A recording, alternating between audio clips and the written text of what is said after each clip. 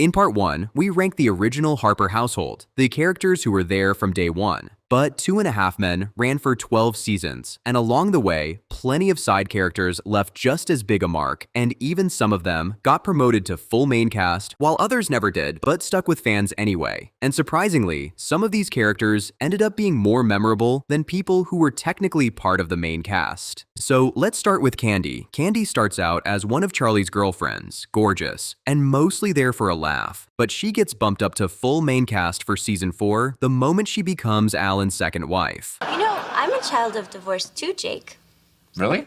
How old were you when your parents split up? 22.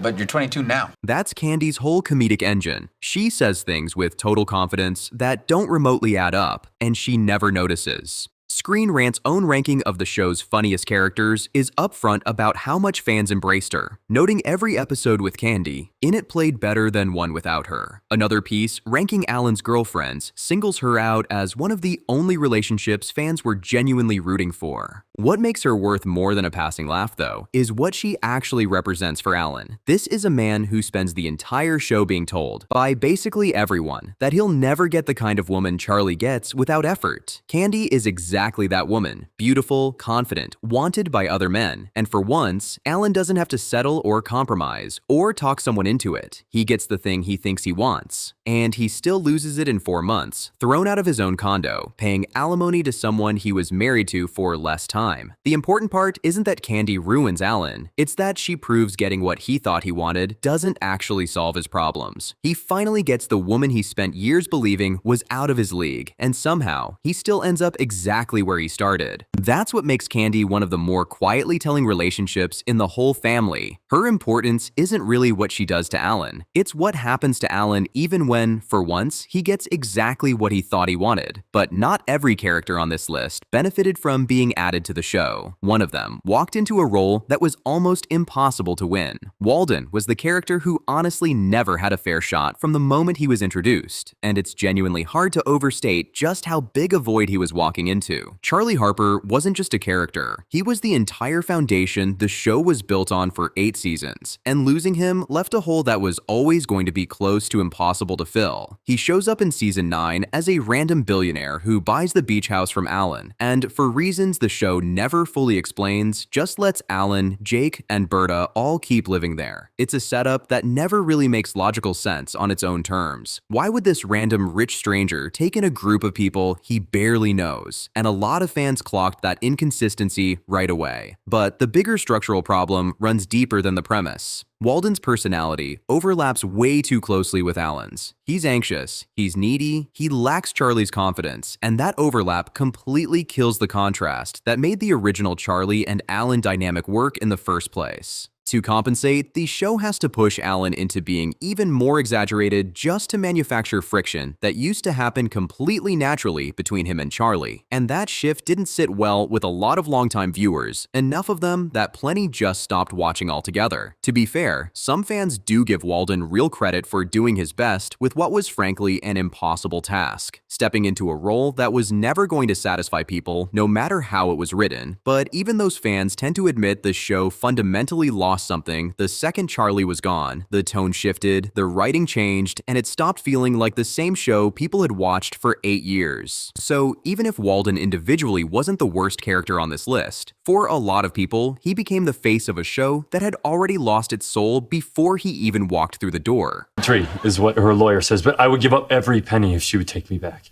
Herb might be the most quietly loved addition on this entire list, and it's honestly a little surprising how well he lands. He's Judith's second husband, Jake's pediatrician, the kind of character sitcoms usually write as the smug replacement husband there to make the original guy look pathetic. Instead, Screen Rant specifically calls out how refreshing it was that the show didn't play Herb that way at all. He's awkward, he's a little desperate for male friendship, and instead of being Alan's rival, he basically becomes one of the guys, hanging around Charlie and Walden and craving the kind of bonding he clearly never got growing up. That trope's usually lazy writing. Here, it turned into one of the show's more quietly likable dynamics. A lot of you argued in the comments on part 1 that Judith is actually worse than Evelyn, and Herb's marriage kind of proves your point without meaning to. At one point, while everyone can see how strained things actually are, Herb still insists his marriage isn't over. My marriage isn't over. Dude, you've been taking out the garbage for 2.5 hours. Herb's not lying to anyone, he's just quietly aware of how bad it's gotten while refusing to call it what it is. And the show backs that up further. No, I have not lost my mind. Whoa, calm down. Judith, calm down. He genuinely loves her, and he still gets treated coldly and cruelly the exact same way Alan did. Judith doesn't save that behavior for Alan specifically. It's just how she runs a marriage. And that's one of the many reasons she is the most hated character of the show. Mia might be the most quietly heartbreaking relationship Charlie ever has, at least on the surface. She's a dance instructor who initially wants nothing to do with him and only warms up once she learns Jake is interested in dance too. What follows is one of the only relationships in the entire show where Charlie seems genuinely invested rather than just entertained, and the two actually get engaged. But Screen Rant's likability ranking pushes back hard on the idea that Mia deserves much sympathy in that arc. Fans, according to that piece, could never fully understand why she stayed with someone who so clearly didn't respect her, and her method of trying to fix Charlie gets called out directly as manipulative, tedious, and frankly unethical rather than charming. Here's what makes the arc worth sitting with though: the wedding doesn't fall apart because Mia asks for too much. It falls apart for the exact same reason Charlie's other real shot at marriage does years later. He wants love, genuinely wants it, but only on the condition that it costs him nothing he's already built. Every version of Charlie's romantic life after this one is just a variation on that same trade, and Mia's the one who finds out first. Chelsea moves in during season 6 as Charlie's girlfriend and eventually his fiancée. And on paper, she should be the fan favorite. She's one of the only women Charlie's actually seems to love, not just Chase. She's kind to Alan when Charlie never is. She's close with Berta and Jake, and she gets Charlie to genuinely try changing his degenerate lifestyle for her. But here's the thing Screen Rant pointed out in their breakdown of character additions that helped or hurt the show. And it's a fair read. The way Chelsea actually spoke to Charlie bordered on controlling, and fans weren't fans of it. She'd threaten to end things if he didn't bend to exactly what she wanted. What makes that genuinely worth asking about isn't just whether it's controlling, it's why Charlie tolerates it at all. This is a man who spent the entire show rejecting every woman who's tried to reshape him, Mia included, and walked away every time. With Chelsea, he doesn't. He stays and actually tries. Tried to change.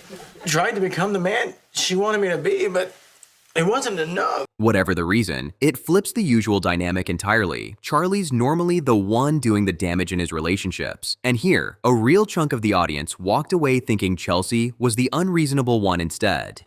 Lyndsey shows up in season 7 through her son Eldridge, who becomes one of Jake's closest friends at the beach house, and she ends up sticking around as Alan's longest relationship on the entire show, on and off for 5 seasons. She's got a rougher edge than most of Alan's other partners, unafraid to drink hard, say exactly what she thinks, and give him grief for things that usually weren't even his fault to begin with. The reception on her is genuinely split. Screen Rant's own ranking of the show's best recurring characters places her surprisingly low on the list, pointing to how repetitive her running joke against Alan becomes over the seasons. A separate Screen Rant piece goes further, calling the relationship toxic for Alan and noting fans never really got the sense she cared about him from the start. Watching Alan's family pile on right after one of her jabs turned into its own running bit. So, she's not without her moments, but the character never fully shakes the fan criticism that followed her the whole run.